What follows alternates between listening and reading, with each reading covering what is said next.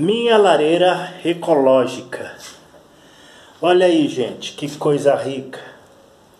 E esquenta o ambiente, hein? Aqui tá quente, tá frio lá fora e aqui tá quente. Lareira ecológica. Com combustível etanol. Achei no Google. Muito legal. Peguei um vaso velho que eu tinha aí já jogado, muito tempo não usava. Uma latinha no meio, uma lata. Pintei o vaso, decorei com as pedras. Enchi de areia, apoiei a lata com areia. Tá aí. O mestre Google ensinou.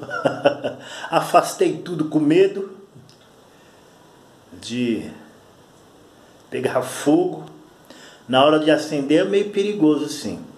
Sugiro pegar uma haste, já um pau bem grande, uns 30 centímetros, molhar no álcool, acender e levar até a lareira.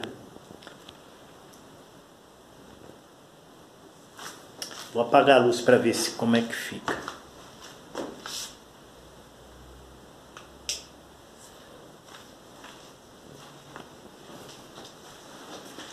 Pelo menos lá no Google diz que não tem perigo, porque ele não puxa o oxigênio, não queima o oxigênio, mas sim lança umidade no ar.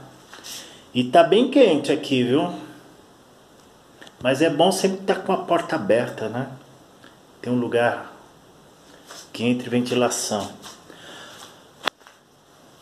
Tá aí, não faz fumaça. Sinto um pouquinho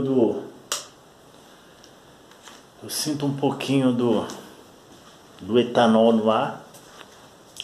Mas também achei na internet líquidos aí próprio para isso. Próprio para lareira ecológica.